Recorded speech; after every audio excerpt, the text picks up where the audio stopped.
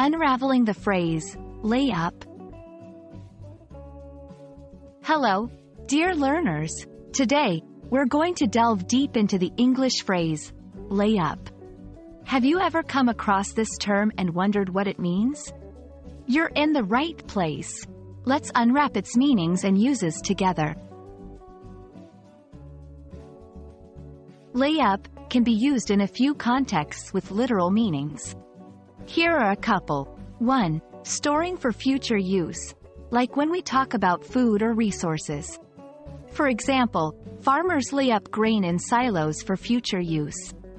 2. Ship or boat, referring to a boat or ship that is taken out of the water and kept in a dry dock. The ship was laid up for repairs.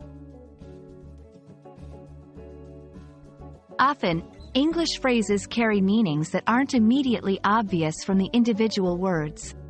Such is the case with lay up.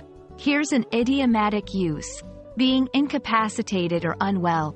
If someone is laid up, they're unable to work or move around normally, often due to an illness or injury.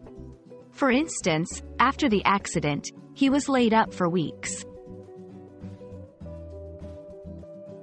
When you use the phrase, context is key.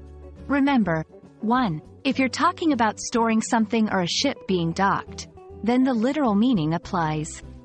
2. If you're discussing someone being unable to move or work, you're likely referring to the idiomatic usage. Bonus tip: there's also a basketball term, layup, but that's one word and refers to a specific shot near the basket. Don't get them confused. There you have it. Layup is a versatile phrase with both literal and idiomatic uses. English is a language full of such intriguing phrases. Always keep an open mind, and remember that context can greatly determine meaning. We hope this explanation has cleared up any confusion. Happy learning, and see you in the next video.